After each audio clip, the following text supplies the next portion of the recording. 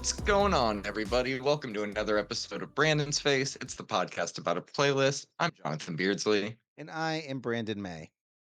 Hope you're all doing well. Happy 4th of July week to all who celebrate. We have so much music to talk about this week, so we are just going to dive right in, starting with this new one from ISOXO Knocked and RL Grime called Smack Talk. What are your thoughts on this one, man? No, man, it was only a matter of time until these three collaborated. It's all right. I feel like my enjoyment of the ISO Knock project has kind of reached diminishing returns for me. I really like Knock Two's like original productions from back Hmm. when we reviewed his first EP, I think. But Yeah. I think I'm at that point where it's like, okay, I could take it or leave it. They're also making music that's reminiscent of the era of music in which we came up in. So I think sometimes when we hear their stuff, it's like, why wouldn't I just listen to old Flosterdamus if this is what I'm hearing, you Right. know? Right, exactly. I still like the energy though, and I do like the spirit of collaboration between all of these artists.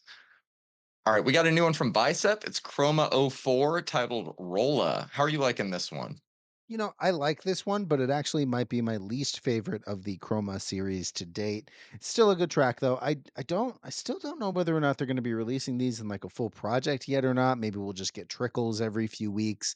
Either way, I've been enjoying it so far. I have rewatched their Coachella set like 100 times. They apparently have been changing their Chroma set at every show that they've been doing. So, yeah, man, what did you think about it? I liked it, but I felt the exact same way as you. Probably my least favorite of the four, with two being my favorite still. Really Yeah. good. I hope that they package them into an EP, but I do think, like you were saying, these are more for the Chroma live show than anything like recorded to be released. Right, right.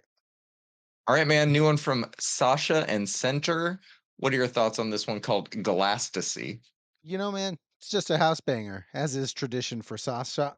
I'm not sure who Center is, but you know, if they're collaborating with Sasha, he must see something in him. Man, he's been on quite the production run these last couple of years. Yeah, I mean, I was going to say this is probably our weekly Sasha song at this point. We usually get an 8-minute track every week, every other week at the latest, and it's always quality. This is no different. Another house banger, like you said. It's funny. I used to have, they doesn't unfortunately rent this spot anymore, a record store right down the street from my house.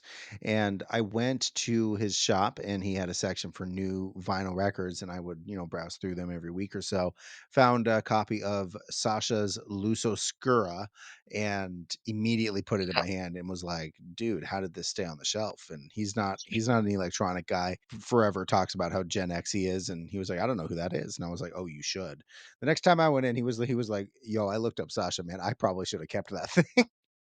Oh yeah, man. Anything Sasha from that era, if you can get a Sasha and Digweed mix on vinyl somehow, snatch that up immediately. Right. It's always going to be a good buy and a good listen. Yeah, it's really cool to like have in the collection. I don't listen to it very often, but because it's a full mix and full mixes for me tend to get weird when you have to get up and flip the record. If I had a Yeah, turntable, that'd be another that's a thing, good but point. at the same time, there's so much good music on that specific mix and on pretty much all of his mixes that it's just wild to me that he can be still underground yet still be a legend. You know what I mean? Like that Yep, concept to me is totally. odd.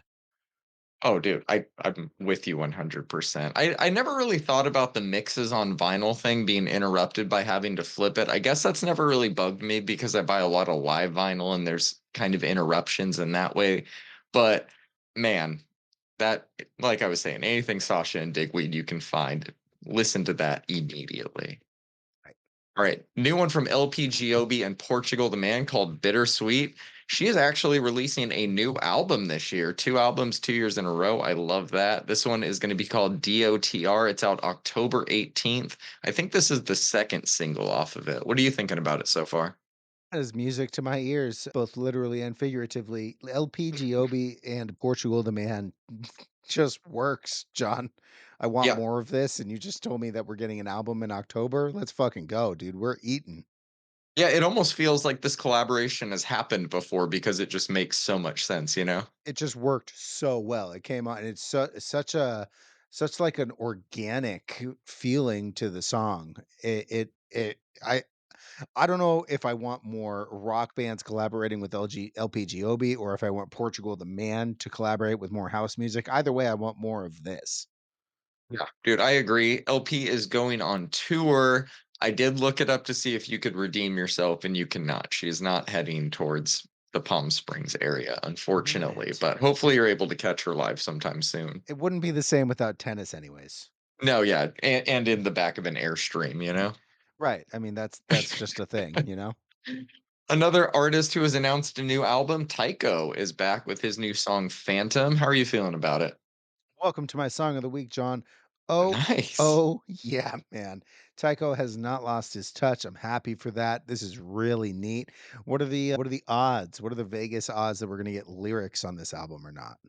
I'm hoping not. I want like Thank an, you. an epoch. I want one of those Tycho albums. I think he experimented with like ambient and he experimented with vocal and like some more straightforward housey stuff. I just want an old-fashioned Tycho album with this. I Lot like love that. feels a lot like that, right? The Yeah, drive, the epoch, you know? it does. It does. And that's what got me excited when I heard this one. I love that it's your song of the week. That's great. Yeah, I'm a big fan, and like you said, I hope there's no lyrics on this either. The album that he did that featured, I think, just a handful of vocalists, he ended up releasing as an instrumental only, which I think did better streaming numbers wise. So I'd be surprised if there were vocals on the new one, but either way, it's new I'd Tycho be music. surprised too. Yeah. Sacramento represent. All Great one. right. We got a new one from Sophie Kim Petras and BC Kingdom. This is the first single off of Sophie's posthumous album. The song's called Reason Why. I think that there is some early performances of early versions of this song dating back to like 2018, 2019, obviously, before Sophie had passed. I am very excited that we're going to get some new Sophie music. I think it being a double album is going to be just a slew of everything she was working on. There's been collaborators of hers have come out and pretty much said she had two albums about ready to go, both of which were very different at the time of her passing. And it sounds like we're going to get some version of both of those at once. So I'm excited. I thought this song was really good, really catchy. Didn't really hit me at first, but the more I listened to it, the more I liked it. What about you? I listened to it a few times, John. That why yi loop gets kind of grating after a while, but decent track Sure. other than that specific sample. Yeah, I tend to have that issue with a lot of Kim Petras vocals, but is what it is. Thought it was a decent one. All right, moving into the K-pop realm of things. I guess is this even K-pop? Lisa of Blackpink released a new song, Rockstar, kind of a pop rap banger.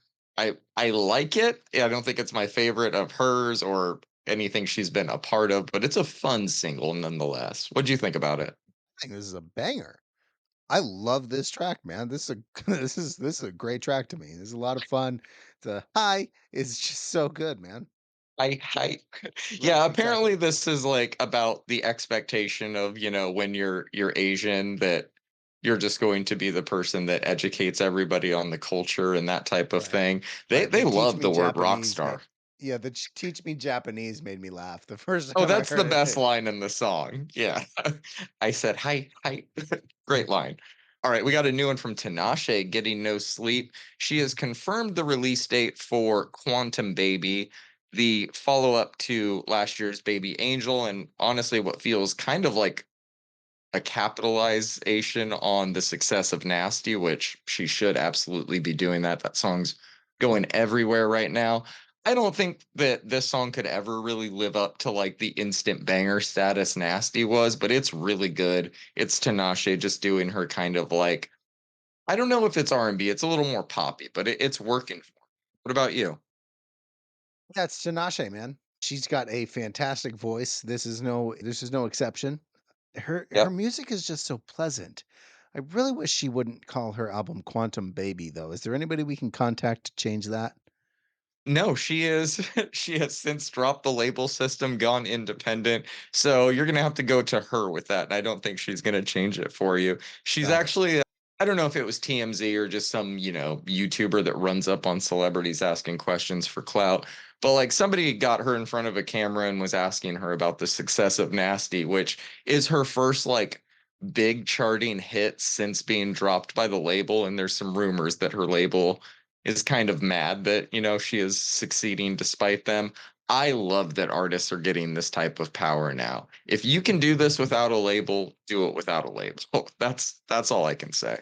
I could not agree with you more, John. In fact, I was talking on the internet about the industry and how artists that y- uh, artists that are fully independent are actually seeing decent success right now. One of the main Mhm. examples of that is going to be Russ, who has been Yep. pretty independent his entire career and is just racking up money. I mean, I can only imagine when you get, a tenth of a cent per stream and you've got to split that tenth of a cent with a label according to a contract. But when you're on your own, I mean, he's paying a mortgage on on a stream on Spotify alone right now, Yep. like that is huge, and I can only hope for the same level of success from Tinashe.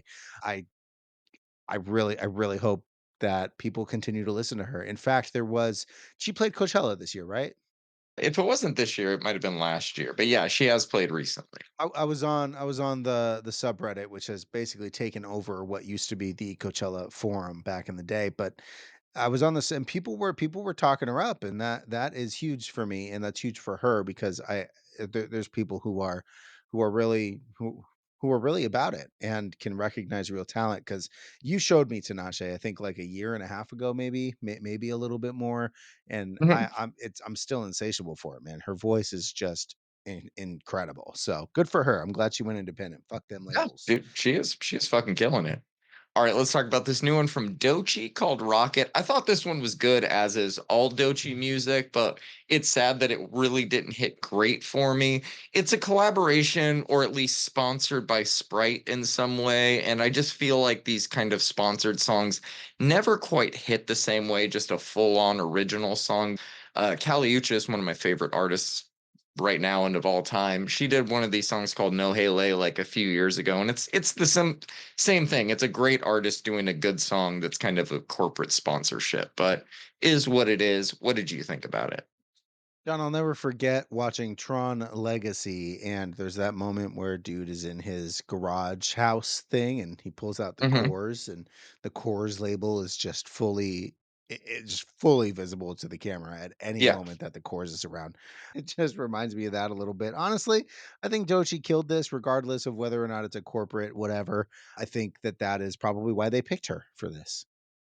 Get that money. I'm not New Jeans has been doing this since their start, and I'm not Yeah, mad at get them. I'm get not the mad at bag. Doechii at all. Definitely get the bag. Give Doechii a McDonald's Sprite collab. That would be banging. All right, let's. Dochi's Happy Meal. You know what I mean? Oh Like, my God. I need to know that. Doechii actually just posted today on Instagram. It was pretty cool. I guess before Doechii was signed, she used to do just in her bedroom these videos called like the coven sessions or something like that, and she would like give herself a time limit to make a song, and she had to release whatever it was by the end of making it. oh, that's She's so sick. considering doing some version of this again, and she posted the old ones that she did, and goddamn, dude, that girl can create just fire out of nothing. It's insane. I hope she releases all of those songs from like 8 years ago, and I know she won't. Yeah, she's a real one. I hope we get like a proper full length from her sometime next year. Yeah, man. I hope so as well. She kills everything she touches, so Sprite would be silly to not hire her again. Speaking of killing everything they touch, new one from Haley Knox. I've been high on this girl since we reviewed her track Charismatic last year, which I think was both of our song of the week when we checked it out. She's So been funny. releasing quality music since, but god damn it, dude. I know I say this every track she releases, but she's just getting better and better. Clearly listening to a lot of Destiny's Child, and it's easy to just write Thank this you. off as like, oh, 90s inspired R&B. Dude, if you Nope. go on her Instagram, you see her make this loop out of nothing. Like, she is all the voices in that beat. She is playing the guitar in that. This is all self-produced, self-written, and it's fucking great, man. It's insane how talented she is. And we're actually getting a full length, or not a full length. We are getting a full EP in just a few weeks, July 19th. It's called For the Best. Even if we only get like one or two more songs added to it, that's already a 10 out of 10 for me, man. What'd you think about this one?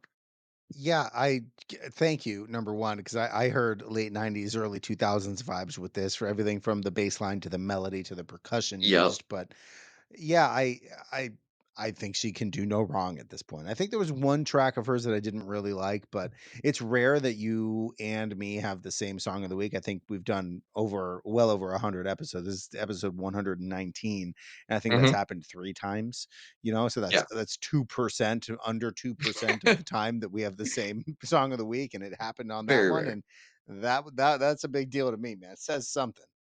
Yeah, yeah, she's doing something right. That'll be a really fun EP to check out. Right, we got a new one from Emotional Oranges, and I think it's Anissa. I'm gonna say Anissa.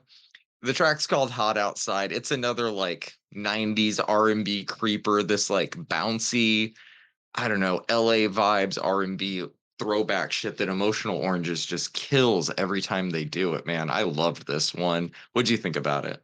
Thank you. I have not liked the last couple of releases from Emotional Oranges. I actually really like this one because it reminds me of that, like you said, laid back LA R&B vibe. And Mhm. this was good, man. I really liked this one. Really good. I'm glad you like this one too, man. All right, we got a new one from Denzel Curry and that Mexican OT. The song is called Black Flag Freestyle. It's the second track off of Denzel Curry's upcoming collaborative EP due out in a few weeks. What did you think about this one? Tell me why that Mexican OT's flow is like addicting or something. Like, dude can fucking rap. And you know, I love when Denzel Curry gets in Yep. this zone. I don't love that he smells like golden showers, though. That, I guess, is besides That the line point. almost ruins it for me. That line It almost might ruins it it's for me. one of, like, a handful of pretty cringe lines in this one. The only thing that would make this song better is it's called Black Flag Freestyle. Get Henry Rollins on the track or a sample or a clip of Henry Rollins talking about jazz or something on the back end. That'd be tight. Other than that, I liked it. I'm excited for Denzel Curry's new record, man. You and I have the same idea, just way different people. I wish I thought of Henry Rollins because it's called Black Flag Freestyle, and I would love to hear that. All I could think about when hearing this song, and yes, I agree, that Mexican OT kills this, but this song needs a Maxo Cream verse. This song is built for Maxo Cream. Oh, This yeah. is just that Houston screw rap at its best, and I think it needs a remix. Maxo needs to be on this. I will pay for this with my own money if I need to. Maxo, please give me this per diem. How much are your verses, bro?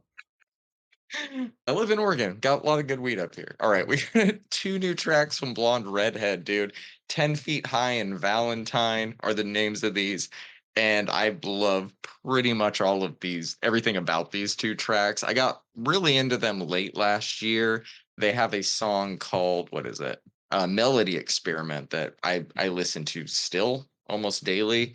This is just, man, more of the same if you really like their music. But I don't think we've talked about them too much on air. So what did you think about these? We have not talked about them on air. I think these were so I look up when you click on the album of this single, it'll tell you that these tracks were released on January 1st, 1995, which is probably a fake date as Mm, far as January 1st, but hmm. Numero Group released it, which means that Numero Group probably bought Blonde Redhead's catalog and are re-releasing and remastering things. So Numero Group Interesting. for me, I actually don't know. Did you add these or did I add these? I think you I added I them, added right? Yeah. these. Yeah. So Numero Group has actually been a treasure trove for me for slightly above obscure music from all the way from the 50s bebop to the 90s of emo and post-hardcore weird stuff. And every chance I get to rave about them, I will. So that was my rave about them. They re-release, Damn. they remaster, and they repress some of the music that they buy the rights to. I actually have a few vinyl releases from Numero. One of them is two of them actually. I own two karate records, and if you guys haven't heard karate, it's kind of similar to this, where it's like this weird kind of 90s alternative with like weird elements to them, which I love. So Yeah. these both of these tracks are incredible. I love both of them. But shout You out to just blew my Numero. mind. I had no idea about that Numero group thing. I didn't even notice the release date logged on there. That's fucking cool, man. That's really, really cool. I'll have to look more into that too. I think you should. They're just a fantastic treasure trove. They do like Chicago jazz swing stuff, and then I buy, like I Okay. said, the karate records it was Yeah. insane when they really re-release those. I have a couple more from them, and I will. Honestly, if you go on Numero Group's website and randomly buy a vinyl from a band that you do not know, ago, it is likely that you will like that music, which to me is insane. I mean, you're assuming a lot, but I'm gonna trust you because you know my music taste better than anybody. So I will trust your taste that if I pick something out of there, it's gonna be quality more often than not. Yes, sir. I had my mind blown by another factoid I found out doing research for this week. I'm excited to drop on you later. All right. Well, All right, we got this new track from Delving called Zodiac. Talk to me about this one. so Delving had a fantastic album a couple years ago, and I was very pleasantly surprised to see them on my recently released tab. This is far more psychedelic than we're used to from Delving, but I think it works Yeah. really well. Reminds me of something that like a King Gizzard would do. This is Yes. really neat, man. I really liked their last album. I forget what it was called, but I'm gonna find out right now. Brunnen. I think it was released in Okay. 2021. It was yeah, it was one of the last albums we recorded or we covered rather in 2021 before we were Okay. even Oh on yeah. Spotify. Yeah. And I loved it. So I'm glad to see that this came back. There's that they're coming back finally. Yeah, this was the only song I had to do a double take on when it was playing. To, like, I was like, "Wait, who the fuck is this? What's going on here?" Yeah, it's been 8 R minutes of what? Yeah, but it's all really good, and I did recognize the name. I was like, "I think we covered them," but I could not remember for sure. Definitely didn't go back that far to look. That's fucking awesome, dude. This track's really good. I hope we got more on the way. You Same. said the magic words King Gizzard in your little factoid there. Yep. Did you see the news? Yes, yes, new album. I think August, right? August 9th, There it is. flight B741. That's gonna be a lot of fucking fun. I Um, have no idea what to expect, but I'm about it. Let's go. the cover art's a bunch of pigs on a plane, so we'll see. I'm All right, new assuming one. indie. Yeah, I do you think maybe I don't like know, man. The last Pig album cover was, I believe it was, oh, what was it? It was Fishing for Fishies, and there was like a mm, farmer, and I think there were fish on it. I think there was a pig on it. Maybe I'm just thinking of the farmer. Either way, I'm assuming indie. I'm gonna go indie. I got $10 on indie. okay. All right, I'm gonna hold you to that. I got $5 on rap, so we'll see how that plays out for me. All I right, do like to live I dangerously. do. All right, we got a new one from Rain City Drive, Never Bloom. I think this is the first song we've covered of theirs since that debut album they dropped a while back. What'd you think about it? It's a good single, Yeah, produced extremely on the clean side, like, there's yeah, nothing out of place here. They're clearly going for a sound and getting that sound that they want. I don't know if I'm a fan of this much clean on production for this style of music, but if I take my own preconceptions out of it, the track's good. What did you think? yeah. I mean, I never like to have pre-built-in biases because I'm friends with certain producers or engineers or something. But definitely the stuff they did with Eric and Anthony on that debut album, I think we really like that slightly heavier, but a little bit of clean stuff. This is definitely on the cleaner side. I do agree with you there. Still a good track though. Yes, sir. All right, a new one from A Modest Proposal, Left in a Trance. You love this band, man. Did you like this track a lot? This goes pretty damn hard, John. Do you It not does, love yes. this song, man? Oh no, I do. I just remember you introduced me to them, so I was letting you go first there. Yeah, no, I can't get enough of it. I'm a big fan of this one, dude. The when they're heavy, they're heavy. When they're clean, they're clean. And a lot of the times that doesn't work on a sonic level. There's really only like a handful of bands that I think can do like as heavy as they're going and as clean as they're going and have it still work for my tastes at least. Maybe that's more of Yeah. like a production thing where you have like bands like Currents who are when they're clean, they're just so clean. But when a modest proposal or bands similar to that get heavy, or get clean, they still have this like raw production style to it. So And what was the could you remember what the other songs of theirs we covered were? Was it Tangerine Dreams? I'm not gonna remember a song title, but I can look So at it. I Yep, thought that Tangerine we Dream. for some reason, like in my head, we had reviewed an album of theirs, but they have never released an album, so that is not the case. This is But I correct. do know that everything we've reviewed from them so far, I have really liked. This is no different though, and I agree with you 100%. Their way of just balancing out the clean with the heavier and the way they execute that specific sound is so good. For real. All right, we got a new one from Gel Persona. I think this is the title track off of their upcoming EP, and EP I am very excited for after hearing their past few songs. What about you? Right, man. This one's bordering on metalcore, but it's got the riffs that Almost, yeah, separate it. It's yeah. almost there. Just got me fucking going this week, man. When I knew I had a busy day and I knew I had to be up at 4 a.m., I was throwing gel on every morning, like, fuck the world, let's go. I also like how the cover art kind of looks like the Stay Puft Marshmallow Man has been playing with like a Ouija board and has been possessed or something. It's Right, very right, right, bizarre, right. but I fucking love it. Good stuff there. Yes, sir. All right, we got a new one from Dope Sweater, fun name, Paranoiathon, and a song title I can very much relate to. What do you think about this one? So this one was released on Flower Pot Records. I think we've covered like maybe a handful of songs from this record label. I listened to a lot of it, but they release such weird, odd punk music. A lot of it's like really folky, which I'm not a big fan of folk punk, but I really liked this one when it dropped. So I thought we needed to cover it. I'm really more concerned with your thoughts though. I dug it, man. I wasn't really sure what to think. I also thought based on like name and aesthetics alone, it would lean a little lighter than it did. I was pleasantly surprised by just the punk energy coming off of it directly, and I fuck with it, man. I never skipped it once this week. It was a good one. It's like almost hardcore, but not quite. Just like Gel is almost Yeah, metalcore, but not quite, right? Like yes, it's yes. like right up to that edge. It's all rock, man. It's all rock music. Fuck genres. It's all house music. All right, man. One last single this week is from Mexican Coke. The song's called Hand Cannon. This song is fucking crazy, but in a great way. I imagine you had a great time with it this week too. Bro, this is a minute and a half of pure fucking rage. I love this shit. This is just madness. It's a great, Feed me more of this. great song to cap the singles off with. Just fucking nerds, as you said, man. Love this one. All right, we got a few EPs to talk about this week. The first up from Amaray. I hope I'm pronouncing her name right. It is Roses Are Red, Tears Are Blue. It is the final entry in her Fountain Baby era, and like the rest of this era has been, it's great. Her voice, I don't think will be for everyone, but it is for me. So I loved all of this. Again, all these tracks are fire, but Jehovah's Witness is fire, fire. Like three fire emojis, fire. That song, heavy in my rotation all week. I love it. What did you think about these new tracks from her? We've got the certified 3 fire emojis from John. Exactly. You know Uh, the vibes. yeah, I think this isn't for me. Her voice to me on this is just bothersome, man.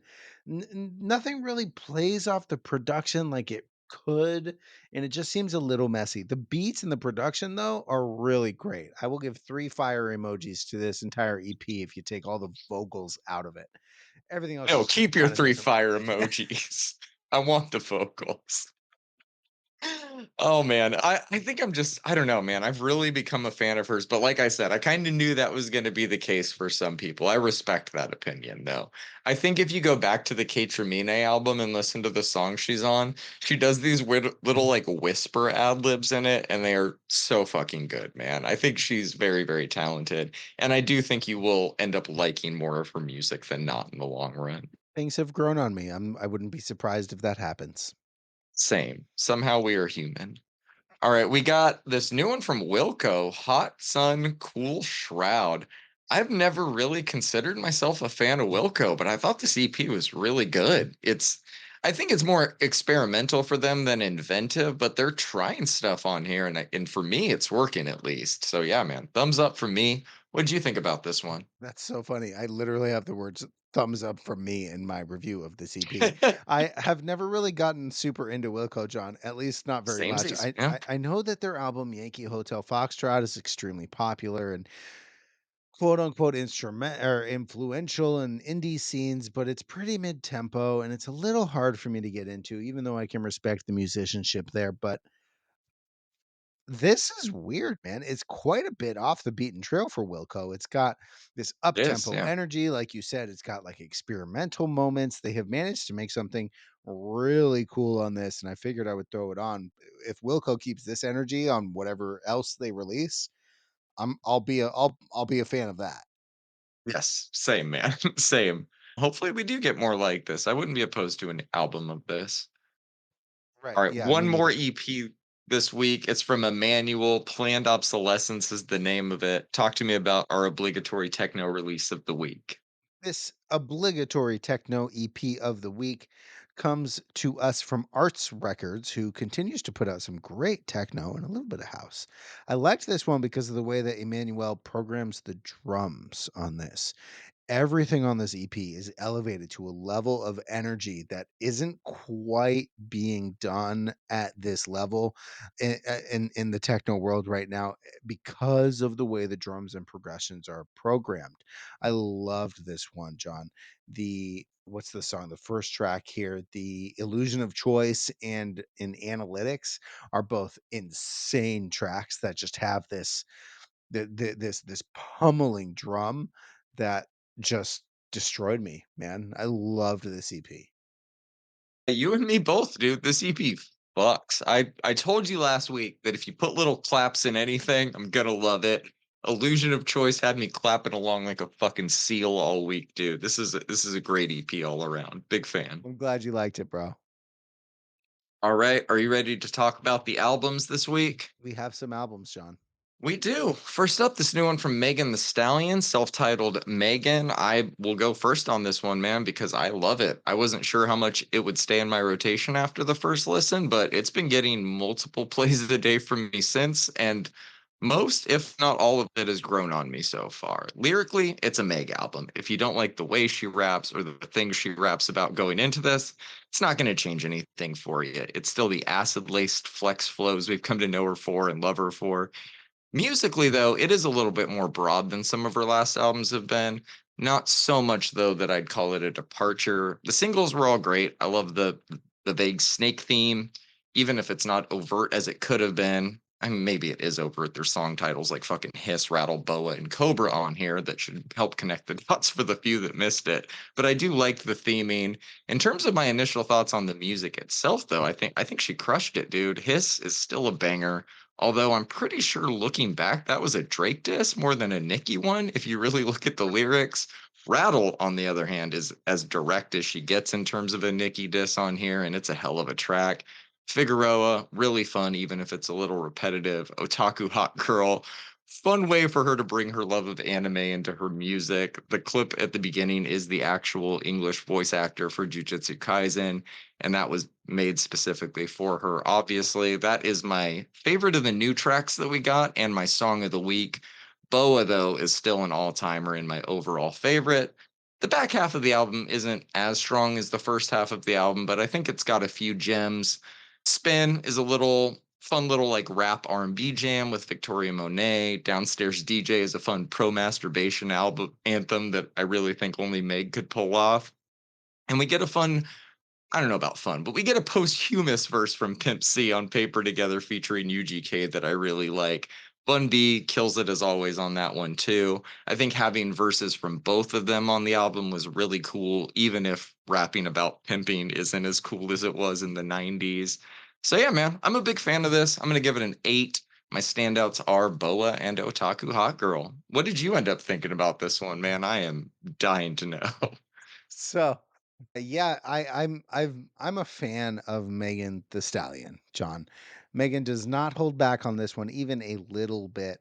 She's calling hoes dumb. She's being as sexual as she wants to be, and she's just sweeping up every rapper these days. That doesn't even like that. There's no qualifier to that. She is a fantastic rapper, dude.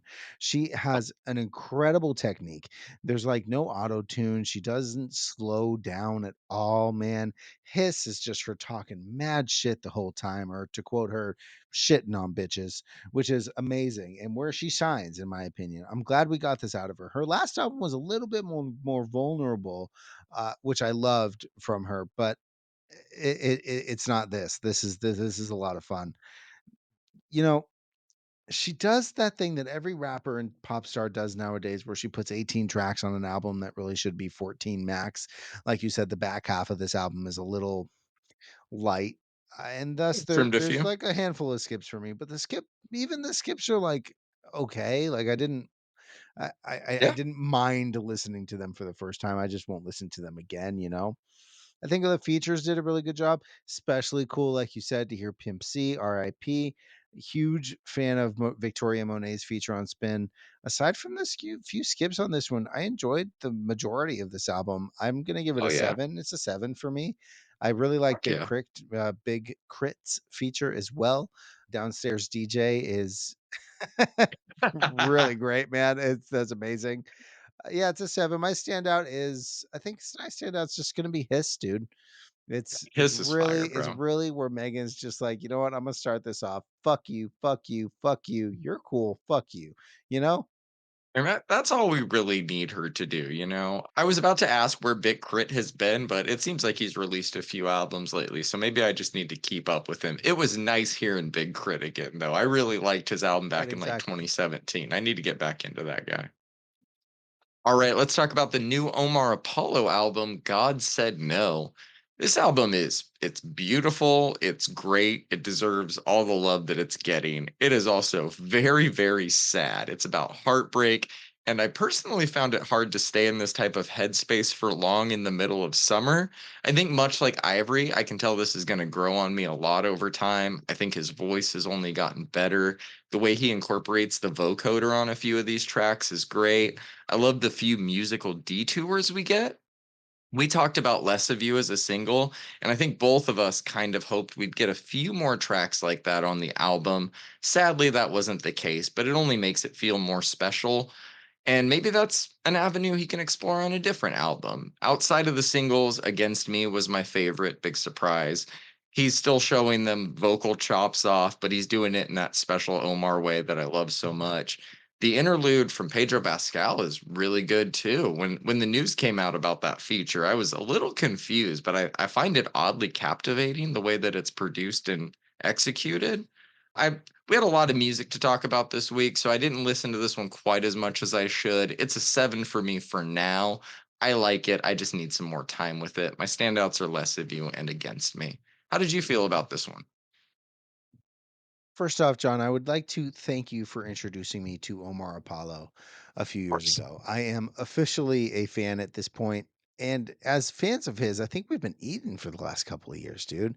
In just 2 He's been years, active. we've gotten 2 albums, a deluxe and an EP, all of which have been fantastic. Opening up the album with Be Careful with Me and following it up with Spite into Less of You is honestly just fantastic sequencing as it really sets up the album's flow for me. He gets a lot dancier on this album, and I think he kills this style as he has pretty much every other style that he's dabbled in here. Tracks like Drifting are like dreamy, kind of like indie house beats with gorgeous synth work behind the drums and percussion. These are all over the album, man, and it works so well. It's not overbearing though, as we do have tracks like While You Can that show off his voice with some acoustic guitar hits, neck Mhm. scrapes, layered vocals, but the synth that comes in a little bit past halfway on this track is just sublime. Great. The bass line on How is so simple, yet so good.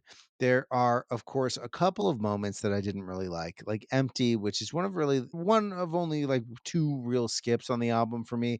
I know you liked the vocoder parts of it, but I think that it might have fit better in a done in a different way. Just like a couple of things that I don't think didn't fit, but those are really creative choices that really just don't jive with me, as everything is done incredibly well, even on the parts I don't like. As a closer guy, it's really hard to beat the track "Glow," though. That synth work is just rich, crisp, and honestly just beautiful, man. This album is fantastic, John. I loved the vast majority of it. It's an 8 out of 10 for me. My standouts are "Glow" or "Drifting" or "Spite." Just either one of those 3, and that's where I'm putting it. Glowing Glow and Drifting are also the 2 longest songs on the album, so I think that really speaks to your taste. You really like Weird. when he takes his time with these and kinda lets these his voice expand as well as the music, and I do agree, he really benefits from that. I'm glad you enjoyed it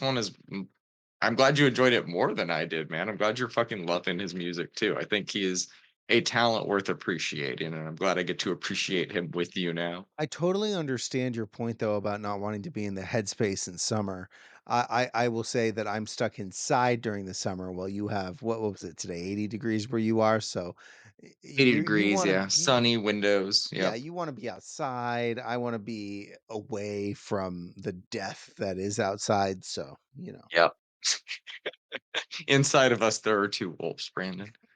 All right, we got a new one from Lupe Fiasco. His new album Samurai is finally here. What are your thoughts on it?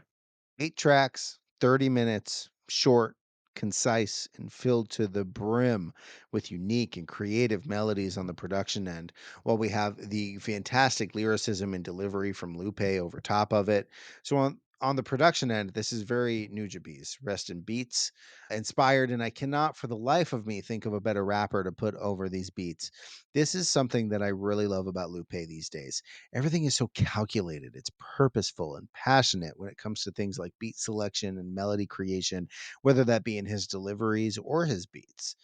Technical ability wise, I'm not even sure anybody can match Lupe right now, man. Sure, there are rappers that like could probably do what he does, but nobody I don't think could really do it the way that Lupe does it. He has such a great voice in his delivery, the way he changes the softness in his voice and then ramps it up when it needs to be, all play such like a major role when he's just wrapping circles around everybody in the game right now, dude.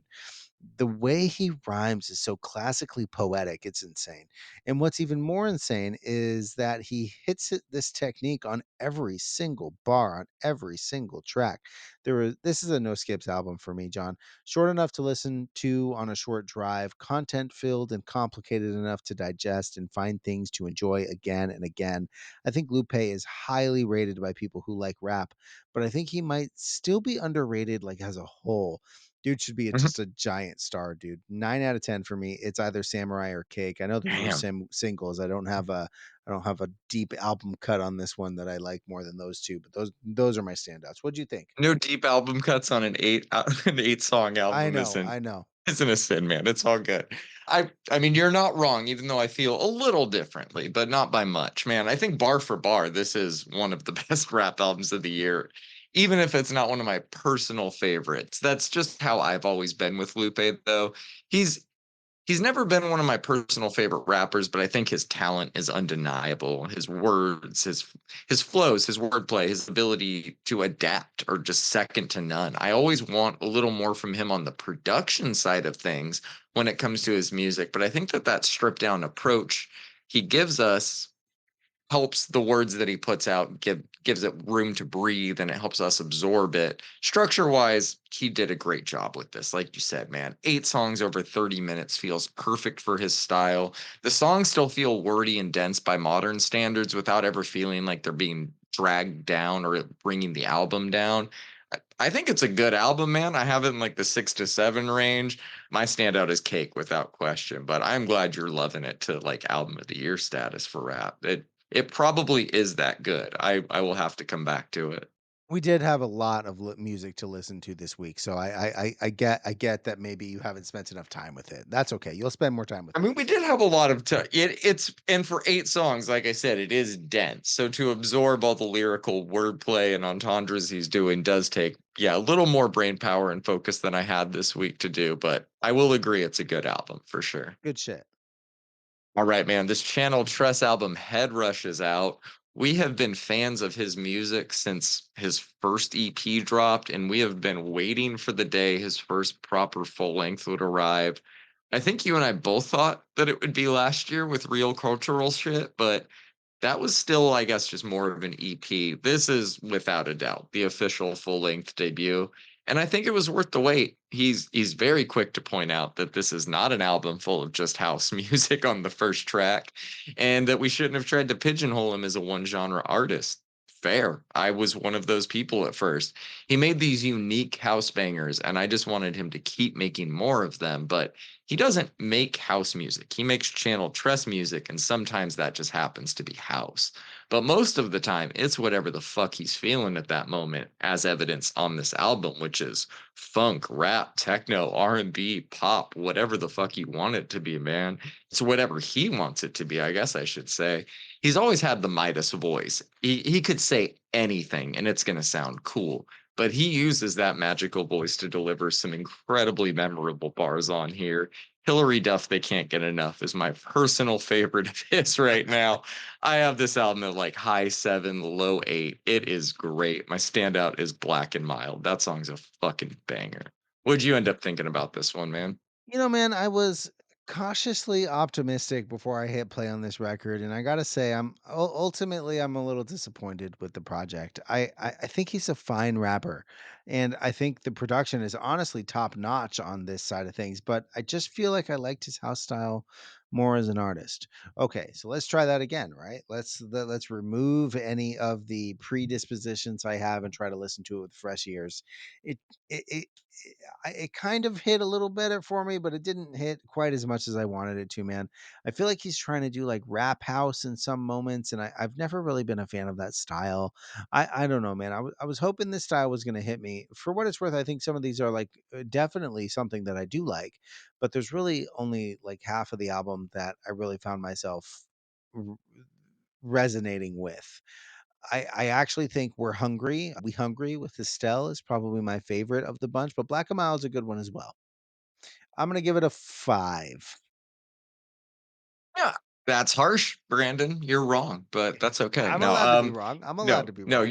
you're not wrong, man. I think that that opinion's more than fair, and I think it's indicative of where you were going with your thoughts on the singles, which were what, Burgine and Cactus Water. Yeah, You were not digging those as much as you typically dig Channel Tress's music. You've been nothing but a fan of his. I think if he releases something you don't like this project, overall don't like, of course you like aspects of it, then that is more than fair. I do think that this is probably where he's going, though, more genreless. And I do think he's still going to make music that you like, but I also think he's going to make some music I don't like at times. But I think that, like, the beauty of an artist like him is he doesn't fucking care about any of that. that's And I think fair. that He that's going to shouldn't. lead to some great results in the long run. I think that that's beautiful, and I want to touch on that for a second because, like you Yeah, said, please do. he has fully removed the genre, and he did that on the first track. And I think that kind of took me out of it for a minute because I was like, we know, but at the same time, we really didn't because, like you said, there are like a ton of different genres on here, and I respect the shit out of that. You know that I do. It is still a dance album. Like, don't get it twisted. This is a dance Overall, for album, though. sure. Yeah, it's done via different ways, but it is a dance album for For sure. for the amount of times I've played Jet Black, I think he's made at least $2 off of me, so I think I'm good. Jet Black is still my favorite Channel Trust song of all time, man. That one is so fucking good. Bum, bum, bum, bum, bum. God damn it, now I gotta hear it. All right, let's move on, man. We got a new album from Lucky Day called Algorithm. When Lucky Day dropped That's You late last year, I was hoping he'd be going in more of an instrument forward direction. I'm happy that turned out to be the case with this album. The band feels like just as big of a part of this album as he does, even though it's his voice and songwriting anchoring it all. There's a lot of vocal interludes worked into some of these tracks that flesh out the theming, but the moments where he uses that extra track length to let the band do its thing are some of my favorites on the album. I didn't love Hurricane as a single when it dropped, but it's grown on me a lot since and obviously fits into the album very well now that we've heard it. Of the new songs we got, that two-song run of Think Different and Breaking the Bank is really good. Of the newer singles, though, Soft is still incredible, man. That instrumental outro is phenomenal. His voice on that hook, the string like a symphony line, is just perfect. But That's You remains the centerpiece of this album for me. I've had over 6 months with that song now, and I can honestly say it's without a question one of the best R&B songs of the decade so far, and not the only Lucky Day song that I would have on that list. He is just that good right now. This is another great album, man. It's another one in that 7 to 8 range. My standouts are That's You and Soft. What did you think about this one? And I must be liking R&B more than you this week. I said it during the album rollout, but Lucky Day is seriously channeling his inner Stevie Wonder here, and that influence is all over this album. There are a couple of, like, real rock moments on here that solidify Yeah. that, and like you said, the band is really a gigantic part of this, but his delivery and overall attitude on this one just sell it for me. Dude has this confidence and energy that translates into incredible music. It's an hour long. Normally that's quite a bit of R&B for me to get through in one sitting, but this album had me anticipating the next time I was going to listen to it, man. There are only a couple of features on this one, but I think they're done extremely tastefully. He didn't need any features, but Paralyzed with Ray is a gorgeous piece of music, John. I have to say, it took me quite a bit, but I'm fully a fan of Lucky Day, and most definitely he's a giant part of why I like modern R&B right now. Like you said, That's You is a fantastic song. I think Paralyzed is my standout though on this one, dude. Ray and him Damn, going back you to love back Ray to back. lately. I don't know what to say, man. Who doesn't? It's an 8 for me, easy. Yeah, yeah. Yeah, I mean, I'm fucking glad. I knew this was gonna be your favorite album of his to date when I heard it. The second I like did that first full listen, I was like, Brandon's gonna fucking love this. I love it too. I think though that like, yeah, this is probably the Brandon Lucky Day album. Candy Drip's probably the John Lucky Day album. There's plenty of room for both of us, man. The guy can do no wrong as far as I'm concerned. Yep, same. All right, man. Talk to me about this new album from Nathaniel Ratliff and the Night Sweats. It is called South of Here. Alrighty. Well, I don't know how this band has broken my aversion to country. Maybe it's because there's like a healthy dose of like other things in this. Maybe it's the non-cringe for the most part at least lyrical content, but this is a pretty straightforward album that I had a good time listening to. There are moments that gave me some like fatigue country-wise, but I enjoy this album a little bit more than I don't. I'm unsure really how to review country. I don't really have too much more to say. It's good. That's it. It's 6 out of 10 for me. Time Makes Fools of Us All is probably my standout. I mean, if that's how we're reviewing it, you say it's good. I'm going to say it's not good because Okay. I really struggled with the singles during the rollout for this, You did. but I still went in with an open mind. It just didn't click for me though, and it's not even that I think they're bad. It's just not for me. There's some blues elements in there I can appreciate, like on Center of Me, and some obviously decent songwriting, like on Heartless. They just feel like new Kings of Leon to me, and I've had enough Kings of Leon for a while. This is more of an NA than a review score, so I won't do that. But Center of Me is my standout if I'm picking one. That's totally fair, John. All right, let's talk about this new one from Bilmuri called American Motorsports. Man, I've been dying to get your thoughts on this one all week. As a fan of European motorsports, this album is trash. I'm just kidding. John, would you like an emo album with some southern country twang to it?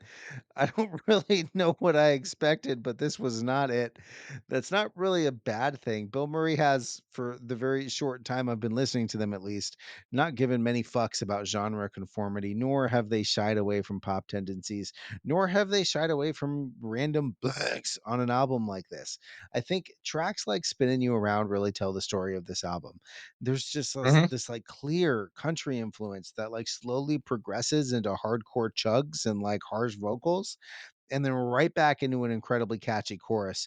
Is this difficult to do? I have no clue. Did I like it? I also have no clue, man. I went into this album confused. I left just as confused. Good job, Bill Murray. It's the Wes Anderson of music. It's between a 6 and a 7 for me, man. Spinning You Oh, Around is probably my favorite track on the album. What did you think about it? you, Because I'm dude, sorry. man, you and I are locked in. I feel the exact same way, dude. So I went back and forth in terms of my enjoyment of the singles for this one. It was a long rollout. I had a while to sit with some of these songs. There's things I love about the Bill Murray approach to poppy post-hardcore with a country twist. He never takes himself too seriously. I think anyone who follows him on social media knows that. He's not afraid to change directions in the middle of a song, which did get me like pulling up the Wikipedia, which led me to a discovery that kind of blew my mind. He is the original clean vocalist of Attack Attack, which I had No way. no fucking idea this whole time. Yeah, yeah. On Someday Came Suddenly. What? Hold on, I'm tripping. That's Yeah, yeah, amazing. yeah. It I like had to like look to my wife. I was like, wait, what? It explains so much, even though the music is so different, you know? No, yeah, no, it totally does, man.